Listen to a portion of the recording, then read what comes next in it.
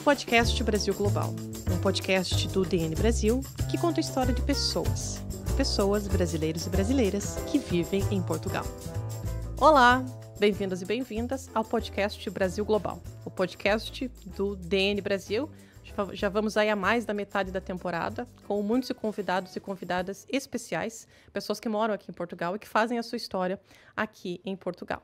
E hoje a minha convidada é uma pessoa que eu já queria trazer há muito tempo aqui no podcast, é a advogada Priscila Correia. Priscila, seja muito bem-vinda. Obrigada por ter vindo de Braga até aqui para participar do nosso podcast. Estamos muito felizes com isso. Você que é a nossa colunista aqui do DN Brasil. E eu começo sempre pela pergunta padrão, que é: por que a mudança do Brasil para Portugal? Ok. Eu achei que a gente fosse falar de legislação, mas ok, vocês estão Chegaremos lá. Chegaremos, né? Eu, como moradora do Rio de Janeiro, a minha principal razão é a violência. E sempre foi um desejo meu sair do Brasil e tentar em novos ares, mas isso era uma coisa que eu não tinha o sentimento de que eu vou para nunca mais voltar. Não, eu tinha o interesse de conhecer outras realidades. No entanto, depois que a minha filha nasceu, eu passei por um episódio de arrastão na Avenida Nossa Senhora de Copacabana. Ela era bem pequenininha, eu estava numa fila da casquinha do McDonald's ali na Figueiredo Magalhães, que é uma rua super famosa da região, e eu me senti muito insegura, sabe? Desprotegida. E com ela lá naquela situação, ela era bebezinha mesmo, tinha poucos meses, acho que a Gabriela não tinha nem 6 meses, e eu fiquei com essa sensação: não, eu tenho que ir embora daqui. Porque naquele ano, foi um pouco depois da Copa do Mundo, né? Que foi em 2014, a gente teve toda uma maquiagem no Rio de Janeiro em termos de segurança, pelas políticas de segurança pública, e aí coisas do PPs e tal, e logo a seguir, com o fim da Copa, volta todo o cenário que era antes, a realidade, porque teve Olimpíada, teve Copa do Mundo e tal, então as coisas ficaram com essa boa maquiagem, o cenário que o Brasil era um lugar seguro e o Rio de Janeiro estava lá no auge. No entanto, não foi nada disso, começaram policiais a morrer, uma série de operações, e eu pensei, olha, a minha filha é pequena, eu não quero que ela cresça com a sensação de que isso é normal, ou seja, a gente tornar o crime uma rotina, uma vivência, porque o que eu consigo perceber é que o brasileiro se acostumou com aquilo que a gente não deveria se acostumar. Então, aquilo que, para mim, era rotina, eu não queria que essa fosse a referência dela. Então, o nascimento da Gabriela, esses episódios de arrastão que eram frequentes naquela época, o índice de criminalidade no Rio de Janeiro, as ameaças. Na altura, eu era casada com uma pessoa que trabalhava no Batalhão de Operações Especiais e no Choque. Então, aquela rotina de violência estava me incomodando muito. Uhum. Apesar de gostar muito do Brasil, de ser bem-sucedida na minha profissão, funcionar bem o direito para mim no Brasil, o meu estímulo foi em buscar segurança e qualidade de vida. Sim, para você e para tua família. Exatamente. E por que a escolha de Braga? Porque geralmente a escolha mais óbvia é Lisboa. Mas não foi a minha primeira escolha. A minha primeira escolha foi Cascais. Até porque, na ocasião, para tirar o meu então marido do Rio de Janeiro, que era, sabe, uma pessoa mais praiana, que tinha todo um histórico de morar próximo da praia e tal, ele falou assim: olha, eu até aceito ir. No entanto, a gente tem que manter o mesmo estilo de vida que a gente tinha no Brasil. Então é Cascais mesmo. Então é Cascais, que é muito parecido com o Rio de Janeiro. Exatamente. Então, a gente optou por Cascais. Mas lá, todo mundo sabe que é uma das regiões mais caras de Portugal. E quando eu fui pensando em realmente me estabelecer, ou seja, olha, aqui que eu vou viver, é aqui que a Gabriela vai viver, eu decidi comprar um imóvel. E em termos de valores, Cascais estava muito além daquilo que eu poderia investir no momento, e comecei a olhar outras regiões. Olhei a região da Costa da Caparica e tal, e na ocasião eu comecei a participar de uma parte de um programa de rádio, a convite lá na Antena Minho, e eu ia lá todas as quintas-feiras e fazia essa participação na rádio. Comecei a olhar Braga, achar interessante, e o ouvido me era muito familiar, porque eu percebo que Braga tem um contingente muito grande de brasileiros. Sim. Assim, a gente escuta o nosso sotaque em todos os lugares, não tem como você... É como se a gente chama de braguio, né? Braguil ou Bragazil. Bragazil, é mais ou menos essa sensação. E eu sendo advogada e lá a gente tendo um bom fluxo de demandas das naturezas mais diversas em termos do judiciário, eu falei, bom, aqui é tudo perto, eu consigo me sentir mais ambientada em casa e o preço das casas é mais favorável à compra. Eu fui para Braga. Isso já tem, deixa eu ver, vai fazer 6 anos que eu moro lá. Sim. Em Braga. Você chegou aqui em Portugal numa época em que não haviam tantos advogados brasileiros. Não, eram 500 e poucos. E hoje já são mais de 3 mil, né? Como é que foi quase 4 mil. Essa adaptação inicial? Você que tinha uma carreira já bem sucedida enquanto advogada lá, recomeçar aqui? Na verdade, eu nunca pensei que eu fosse advogar em Portugal nesse nicho de imigração, porque eu mantive o meu escritório no Brasil, ele continua em funcionamento no Rio de Janeiro, e eu continuo atuando na área de direito de família, direito do trabalho, direito civil, e eu sempre pensei assim, bom, eu vou fazer essa transição, porém não vou deixar de atuar como advogada no Brasil, ou seja, eu só vou deslocar fisicamente, mas a minha atuação... E não pensei que o escritório fosse crescer na proporção que cresceu. Mas por que o meu escritório nasceu? Nasceu da minha própria necessidade no meu processo de imigração.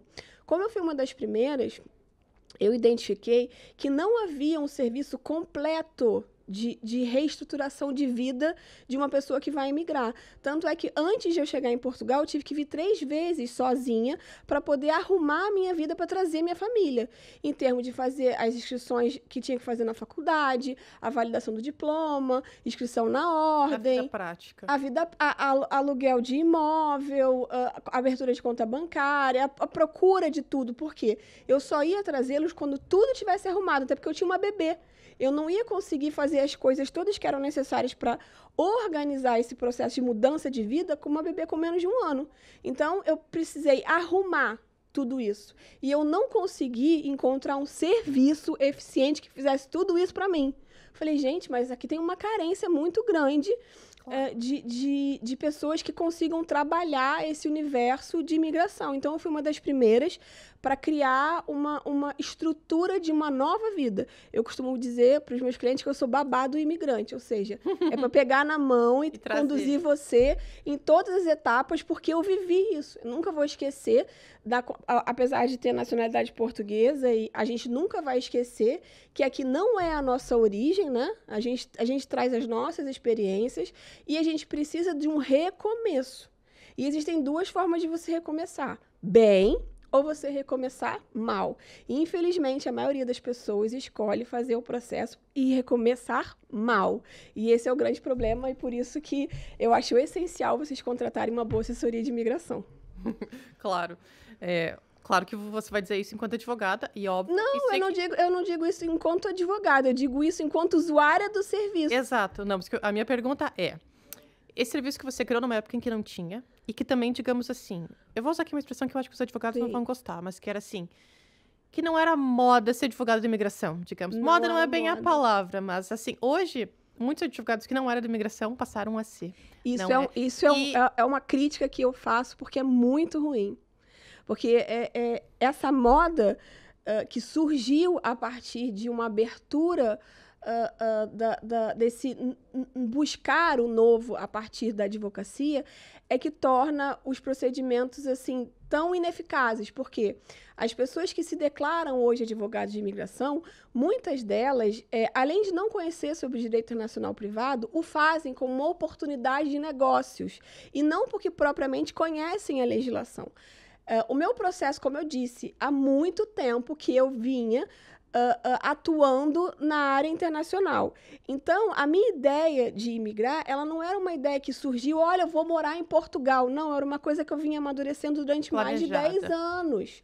E, ao longo desse tempo, já vinha em contato com outras entidades e criando parcerias de negócios e trabalhando no direito internacional privado. Então, já estava habituada com o processo de homologação de sentença, o processo de nacionalidade, processo de transição de casamento, ou seja, o métier jurídico já me era conhecido. desconhecido. O que eu não tinha o conhecimento? Da vida prática, ou seja, aquilo que o imigrante vai precisar assim que chega. Mas o jurídico já era do meu conhecimento. Inclusive, as interações com as faculdades. Eu já tinha todo esse conhecimento de, olha, eu vou estudar aqui porque eu conheço o professor tal, já participei de um seminário online com essa universidade, já conheço esse autor de livro, já comunico com esse escritório. Ou seja, existia uma dinâmica internacional que fazia parte da minha vida muito antes de eu imigrar. Ou seja, em termos profissionais, a minha carreira já vinha nesse caminho, mas não era para a imigração, era aquilo que era uma continuidade da vida civil, como eu disse para você em outras oportunidades. Hoje, o advogado de imigração, ele se tornou assim tão aclamado, né, em termos das pessoas... Em rede social, muito exato. Perfil em rede social, TikTok, dancinha, Instagram, tudo. A grande questão é a seguinte, a advocacia de imigração, ela está na moda porque ela se tornou extremamente necessária. Só que a gente não pode esquecer que a vida civil não se resume a você ter um título de residência. Então, existem todos os elementos da vida civil de um imigrante que continuam depois que ele tirar o título. A minha advocacia, ela não se limita à imigração. Então, a gente tem a questão do direito civil, a questão do direito de família, a questão do direito de sucessões e inventário, a questão do direito empresarial, o direito imobiliário, ou seja, existem outras tantas áreas que o imigrante vai precisar e que nem se dá conta. Por quê? Porque agora ele está focado numa necessidade urgente. Qual é? Obter um título de residência. Claro, porque depois, a partir daí que os outros problemas vão surgir, né? É um problema de cada vez. Exato. A sua vida não vai parar. A sua vida vai seguir. E você vai seguir com todos os outros atos da vida civil. E eles implicam o quê? Assessoria de um advogado. Só que hoje, o advogado do Brasil esqueceu que ele é advogado de outra coisa, além de ser advogado de imigração. E aí ele se torna um advogado de imigração meia boca, sabe? Sem o devido conhecimento, mas ele quer surfar na onda. E isso é prejudicial a quem? Aos clientes. E a própria classe advogada também. Sim, porque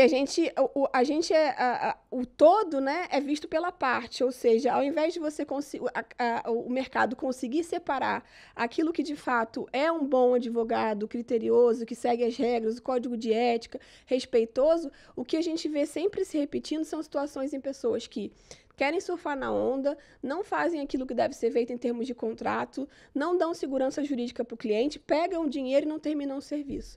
Toda semana eu recebo reclamações no meu telefone, e as histórias são sempre muito tristes. Doutora, o advogado começou a fazer um processo para mim, mas me abandonou, mudou o telefone, pegou o meu dinheiro, não concluiu, o que eu faço agora? A primeira coisa que eu falo é, olha, você vai pegar essa informação que você tem e vai levar no Conselho de Ética da Ordem, manda o telefone, manda o e-mail, só que a maioria das pessoas não tem essa intenção de fazer a denúncia. Então, tem até medo, talvez, tem medo. E as pessoas permanecem nessa situação de ilegalidade, de irregularidade profissional, o que é muito ruim, porque a ordem só vai se pronunciar a partir da denúncia do lesado. Ela não sai procurando o caso. Não sai. Então, as pessoas é que precisam fazer essa comunicação. Fora as outras pessoas que sequer são advogados. Se passam por advogados. Se passam por advogados e levam a... Mas isso eu acho que é mundial. Na política na esfera da imigração, isso acontece nos Estados Unidos, acontece na Irlanda, acontece na Itália, acontece em Portugal, acontece na Espanha. Sempre há aqueles golpistas que se aproveitam da necessidade do imigrante e, com isso, se coloca numa posição de que vai ajudar, recebe o dinheiro, some e ninguém nunca mais fica sabendo e as coisas ficam por si só, sem resolução. É terrível quando isso acontece.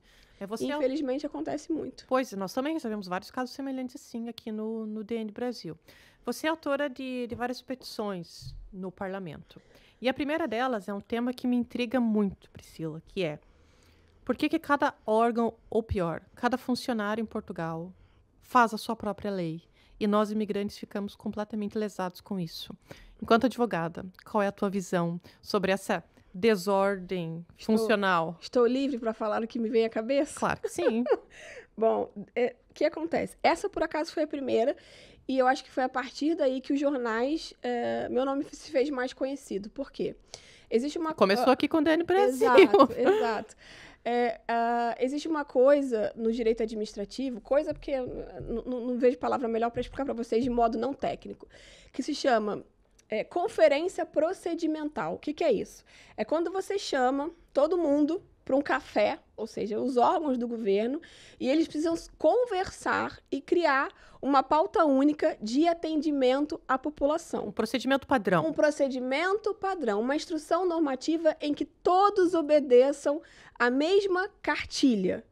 E esse foi o objetivo dessa petição, para que, quando você chegasse na Segurança Social, ela falasse a mesma língua da ANMA, que falasse a mesma língua das finanças, que falasse a mesma língua da junta de freguesia, e que falasse a mesma língua do centro de saúde, e que, no final das coisas, a instrução a respeito da emissão dos documentos fosse uma só. Infelizmente, esse é o nosso problema enquanto imigrantes, a gente não é uma classe unida, principalmente a de brasileiros.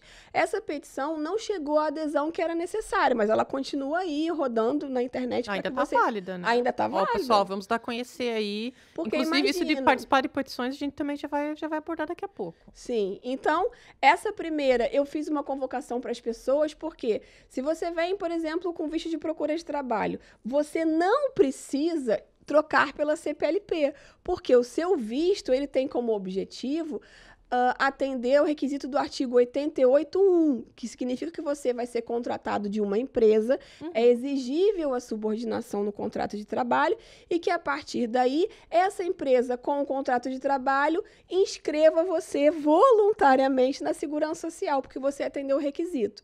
Como as empresas não são informadas, então a conferência procedimental também inclui o mercado privado, ou seja, os usuários dos serviços. As empresas não são informadas quanto a isso, então elas pedem o seguinte: olha, troca o seu visto de procura de trabalho pela CPLP.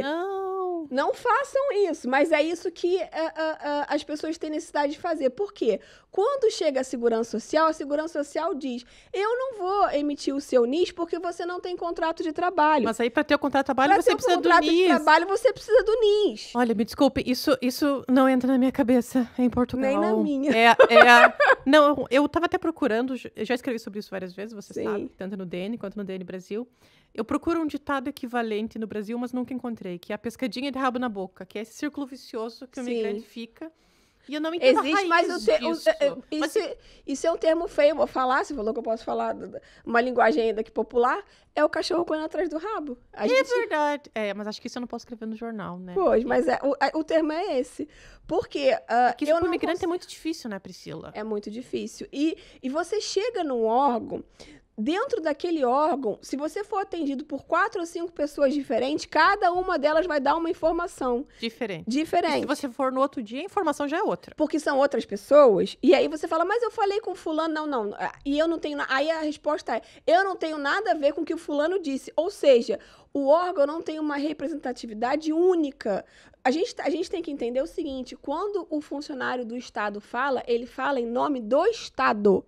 Portanto, o Estado tem que ter só uma linguagem. Isso está na lei. Isso está na lei. Okay. Essas pessoas que estão a cargo do Estado, elas estão numa função pública e, portanto, elas não falam em nome próprio, elas falam em nome do órgão. Portanto, não pode dizer, eu não tenho nada a ver com o que fulano disse. Porque fulano não foi fulano foi o Estado. Fulano foi o Estado porque é só um instrumento da palavra, mas o discurso tem que ser o do Estado. Então, quando você cria uma conferência procedimental, essas entidades todas, elas têm que se comunicar, criar uma instrução normativa única para que, olha, a regra para obtenção do documento é esta. Se eu vou, por exemplo, nas finanças, hoje, se você passa mais de 6 meses no território, com procedimentos com dispensa de visto, você não pode ser declarado como não residente. No entanto, se você abriu recibos verdes e ao longo do ano você contribuiu com o seu recolhimento, se você não trocar o seu domicílio fiscal, você vai ser tributado no ano seguinte em 25% de imposto.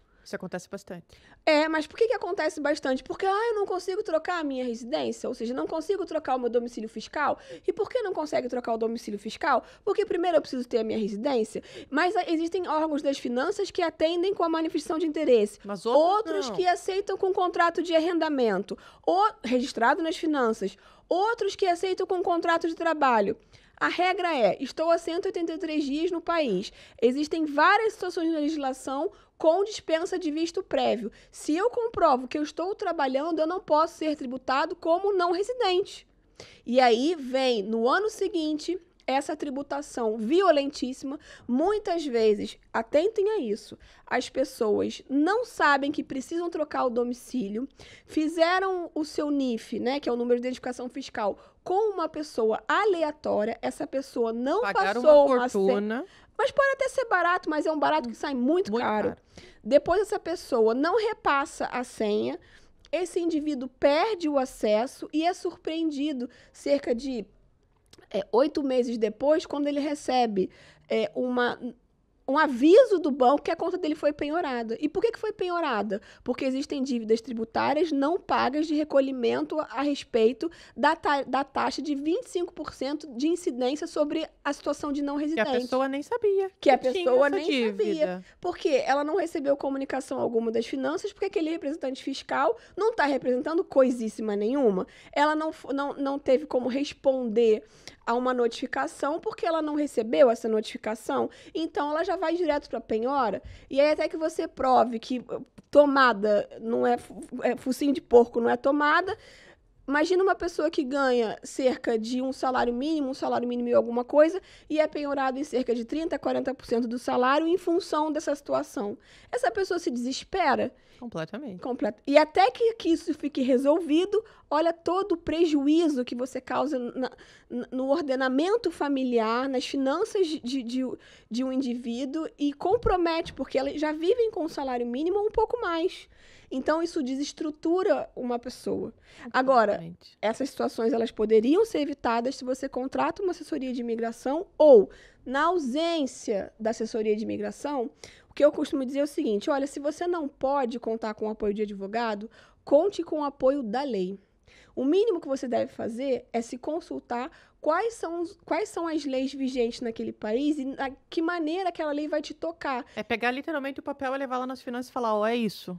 Ou entrar nos facs de perguntas e respostas e verificar em que situação você se enquadra. O que eu não recomendo de maneira nenhuma é que as pessoas se informem em grupos de WhatsApp. Ou pelo Instagram. Ou pelo Instagram. Vídeos no Instagram. Exatamente, porque a maioria dos conteúdos que estão ali, as pessoas não têm responsabilidade social sobre aquilo que estão escrevendo ou relatando, nada. O que elas estão fazendo é buscar os clickbait, né? Ou seja, seguidores, aquilo que... Exato. E quando você se guiar por uma informação daquela, você não vai poder chegar lá no juiz ou então nas finanças e falar assim, mas eu vi lá no canal do fulano, ele disse que podia. Pois, mas não é nem ser levado a sério, né? Se chega e fala isso. Então, se na ausência de um advogado, você vai constar a fonte de informação mais fiável que existe, que é a lei que está em vigor no país no momento da sua situação jurídica. Sim. Tem uma outra coisa que você também sempre fala, e sei que é um instrumento que você também usa bastante enquanto advogada, que é o livro de reclamações. Só que muita gente talvez nem sabe que isso existe, né? Ou nem não sabe que existe, ou pensa, não vou me incomodar. Você pode esclarecer para as pessoas de que isso não vai a prejudicar, porque tem muita gente também que não usa por medo. Sim, então, primeiramente, na maioria dos casos, principalmente quando a gente está falando do DN Brasil, é um jornal que atinge um público brasileiro, mas não só, né? Sim, sim. Deixar claro para as pessoas o seguinte, a legislação portuguesa, ela é recheada de artigos que permitem que você tenha a sua autorização de residência com dispensa de visto.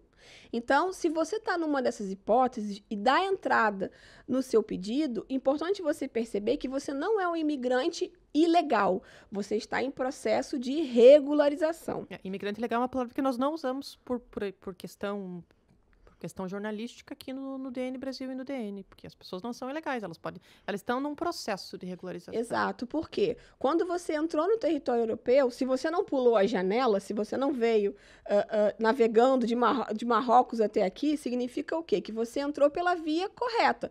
Ou seja, você passou por um controle de fronteira que analisou a sua documentação e deu a sua permissão de entrada. Seja por Madrid, seja pela França, seja por Portugal diretamente. Ou seja, e uma vez que você está aqui, a própria lei define, principalmente nas hipóteses de reagrupamento familiar, que você pode vir com a sua família, você tendo visto e a sua família não o tendo, e pedir o reagrupamento do seu familiar em território português. Uma vez tendo esse entendimento sobre o seu status, fique tranquilo, porque se você está no seu processo de regularização, não tem nenhuma implicação negativa em você exigir o seu direito. E nesse ponto, por que é importante a gente utilizar do livro amarelo? A gente conhece o livro vermelho, que é o livro de defesa do consumidor, vamos dizer assim, numa analogia brasileira. O livro amarelo, ele serve de mecanismo para você deixar registrado uma improbidade do ato da administração pública. E a partir daquela improbidade, a administração tem um prazo para te responder. Se ela não te responde, nasce para você o direito a uma ação judicial. E é por isso que é importante a gente deixar esse marco nos nossos pedidos, porque o Código de Procedimento Administrativo estabelece um prazo para a pessoa ter uma resposta da administração, e ele é recheado de princípios que favorecem a relação entre o particular e a administração do lado protetivo do particular.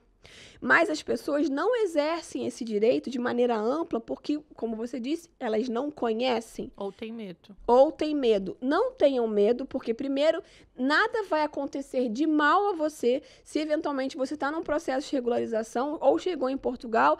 Eu passei dos meus 90 dias, agora eu vou me esconder. Não. Observe que, de modo geral, no caso dos brasileiros, isso é amplo, porque todos eles que têm a condição de estarem dentro da CPLP e sendo brasileiro, porque entra na União Europeia sem visto prévio, estão abraçados pelo artigo 87A, parte final, que permite a regularização desse imigrante em território português.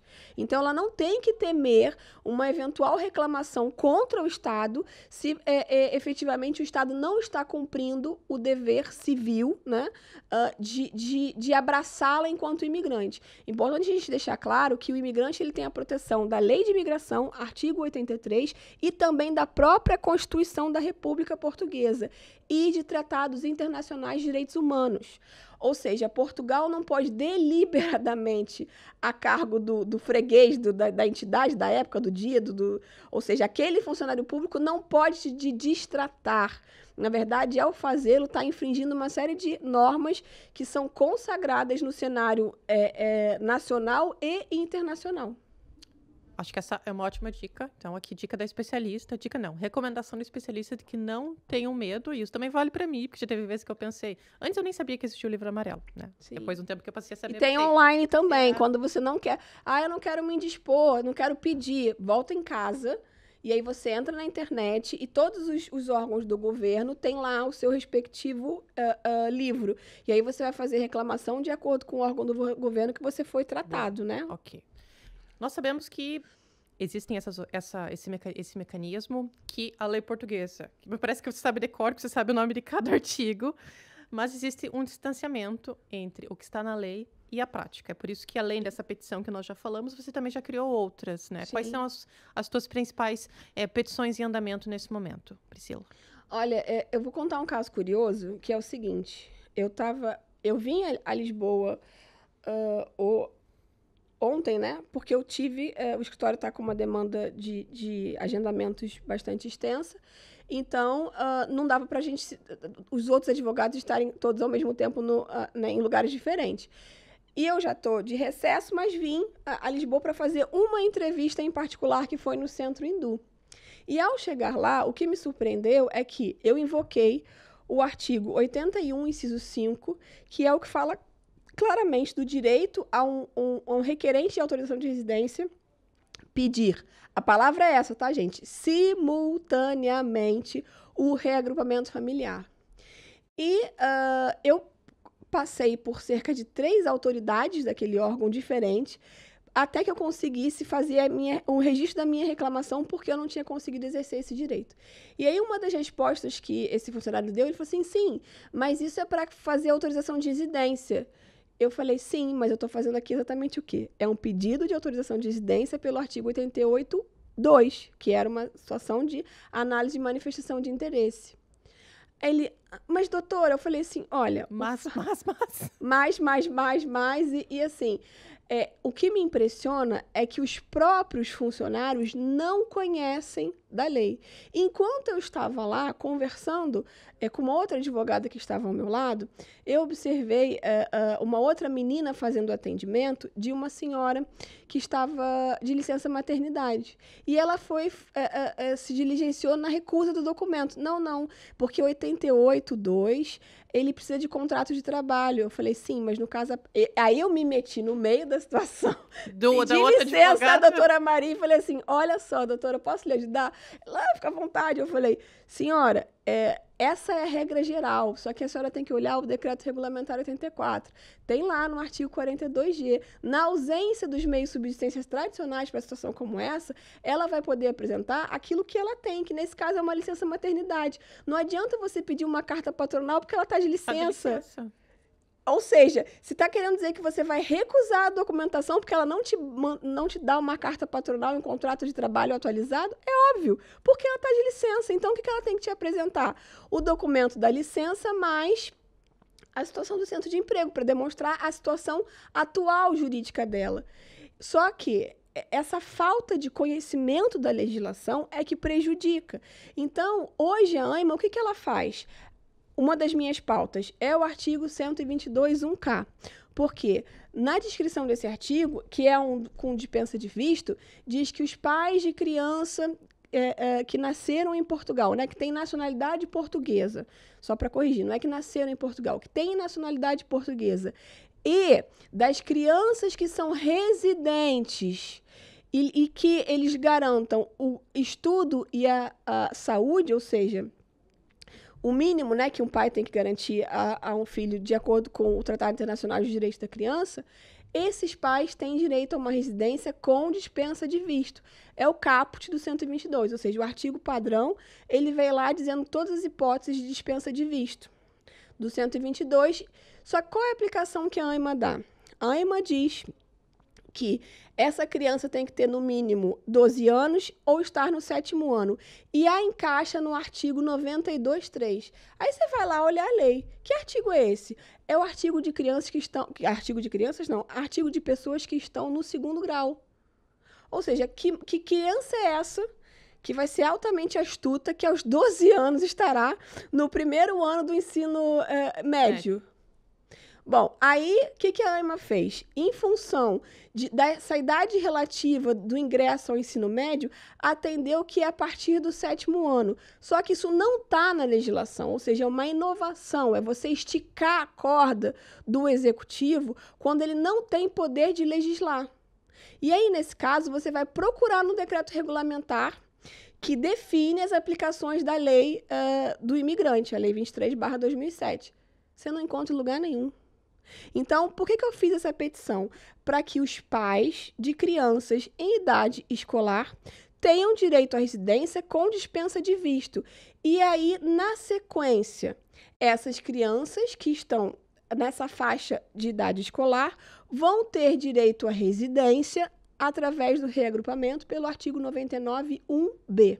Se eventualmente houver dentre essas crianças maiores de 15, 16 anos que estejam no 1º ano do 2º grau, aí a essas pode ser aplicado o 92.3. Mas eu lhes digo, quem vai se responsabilizar financeiramente pelo filho menor de idade que está no 2º grau? No final das contas, não vai ser o pai? Sim. Ele não está morando em Portugal? Não é ele que garante sustento para cobrir as regras do artigo 77? Então, ele não tem que ter direito à residência? É óbvio. Mas aí a gente vai mais adiante. Você não pode vincular um reagrupamento de um filho estudante ao pai, porque as hipóteses de reagrupamento excluem as situações do ascendente. Você pega lá o artigo 99 e ele vai dizer quais são as pessoas que se pode reagrupar. Aí tem um inciso específico que é o F, uma linha. Na linha F tem lá expresso quais são as únicas hipóteses que você não pode reagrupar. Ascendente se é estudante. Ou seja, se eu estou estudando em Portugal e não tenho um título de residência tradicional por meio do trabalho, ou então um D7, enfim, esses outros tantos de dispensa de visto, ou a própria manifestação de interesse, se fosse o caso, eu não tenho direito de reagrupar meus pais. E está lá no inciso 3º. Então, ou seja, a EMA faz uma ginástica danada para poder negar um direito que está escrito na lei. Basta que você cruze um artigo com o outro. Então, a minha petição do 122.1K é para a aplicação correta daquilo que está escrito. E aí, a gente vai falar assim, a desculpa da EMA mas a criança tem que ter residência. Queridos, vocês podem olhar a lei de imigração de cabo a rabo. Todas as vezes que o legislador quis se referir a pessoas que têm residência, ele disse portador de título de residência ou titular de autorização de residência. Ele nunca disse residente. O único momento da lei que ele fala residente é no artigo 122.1K. Ou seja, ele poderia ter dito morador, mas não disse residência. Então, utiliza-se esse único termo que está lá no 122.1K para dizer são crianças que possuem residência. Não, porque se fosse para crianças que possuíssem residência, não estava lá num artigo com dispensa de visto. E a outra coisa, vamos pensar muito bem, que criança que vai ter uma residência absoluta, sem nenhuma agregação aos pais... responsabilidade parental. Com nenhuma responsabilidade parental, abaixo dos 12 anos, abaixo dos... Isso não existe. Porque a criança, existe uma hipótese em que o consulado vai emitir um visto de um título de residência para uma futura residência de uma criança menor de idade sem emitir para os pais? Não foi essa a intenção do legislador, isso é muito claro. Portanto, o artigo 122.1K deve ser interpretado de maneira correta. Sim, esse link dessa petição está no site do DN Brasil, nós já noticiamos aí há algum tempo, já também fazendo sinal que nós passamos já bastante do tempo, do podcast. Perdão, eu falo demais. E a conversa está ótima, e como eu disse, fazia muito tempo que eu queria te receber aqui no nosso podcast. Mas enfim, eu sei que nós temos sempre muitos assuntos, a Priscila já escreveu sobre várias coisas importantes, todas as semanas no DN Brasil tem coluna dela, sempre trazendo temas muito pertinentes, convido você a gente não vai falar do 185? Então... Vamos resumir essa outra petição. Okay. Essa é quente, gente. Essa é quente. E para finalizar, queria que você falasse da importância das pessoas utilizarem essa via de assinar, de não ter preguiça de ir lá e perder 5 minutos em digitar, porque esse é um mecanismo que realmente funciona. Sim. Né? Funciona. Mas é preciso que as pessoas participem e não só reclamem nos comentários do Instagram. Né? Claro.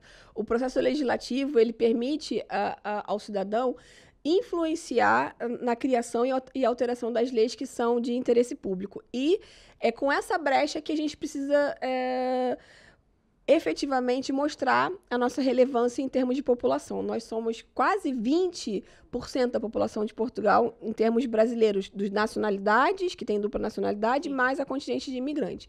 Então, gente, olha só, o 185A, que é esse artigo que a Amanda se referiu, é um artigo para regulamentar de maneira eficiente uma proibição hoje que está na lei que não faz o menor sentido. Como eu falei, existem vários artigos que dão autorização de residência ao imigrante com dispensa de visto prévio. Mas a gente não tem, paralelo a isso, uma autorização do empregador para contratar esses imigrantes que estão em processo de regularização. Então, como o empregador não se sente seguro em fazê-lo, e existe uma norma na legislação que impõe multa e prisão para os casos em que você contrata uma imigrante no status de ilegal, a gente precisa poder separar quem é quem nessa relação jurídica. Não é para fomentar o trabalho ilegal, não, muito pelo contrário, é para tornar legalizado uma mão de obra que está em processo de regularização. E sabemos que é necessário porque o processo de regularização é muito lento. Exato, e mais do que isso, a economia, ela não é acompanhada em medidas, ela não anda ao mesmo passo que o governo.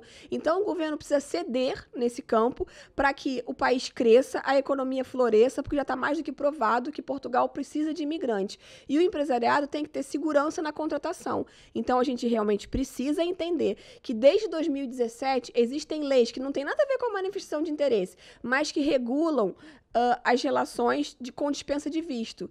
E então é necessário fazer uma nova leitura do 185 para gerar mais segurança jurídica aos empregadores. Essa é uma petição que não está relacionada a filhos, pais, não. Essa é de âmbito geral. Ou seja, todo aquele imigrante que está em processo, todo trabalhador que está em processo de regulação de residência tem direito a ser contratado e isso vai implicar num crescimento econômico para o país. Então, por favor, também façam a adesão a essa nova iniciativa. Que já está no site do DN Brasil, podem acessar lá o link. E para finalizar, informa que assim, não é um problema e que a pessoa também não vai se comprometer em colocar o número do documento dela lá. Até porque, gente, olha só, quando vocês entram em Portugal, Portugal já fez a leitura que você está aqui. Se você passou de 90 dias, não pense que você está escondido debaixo da mesa. Não, você está bem visto. Eles sabem onde vocês estão, é só uma questão de buscar. Portanto, para você fazer o cadastro, você vai colocar lá o seu nomezinho, o número do seu passaporte, o seu e-mail e sua data de nascimento. Pronto, fim. Isso... Menos de 5 minutos. Mas eu só consigo mudar a legislação e trazer maior proteção para as relações jurídicas entre o imigrante e o empregador e entre o imigrante e o próprio país através dessas mudanças legislativas. Como eu falei, não adianta só reclamar no Instagram. Não adianta. Existem mecanismos, mas que muitas vezes as pessoas não buscam ou não querem aderir justamente por conta disso, né? Porque às vezes eu sei que você tem dificuldade em conseguir assinaturas. Não tenham medo. É isso. Priscila, muito obrigada por ter vindo aqui no podcast. Como disse, a Priscila é advogada e nossa colunista aqui do DN Brasil. Vocês podem conferir todos os textos dela e também contribuir em reportagens, né? Sempre com o seu embasamento jurídico, porque esse é um tema essencial aqui no DN Brasil, que estamos sempre atentos. Muito obrigada, Priscila, e até a próxima. Obrigada. Esse foi mais um episódio do podcast Brasil Global, o nosso podcast aqui do DN Brasil. E na próxima semana teremos mais uma história aqui no podcast. Até lá, conto com você.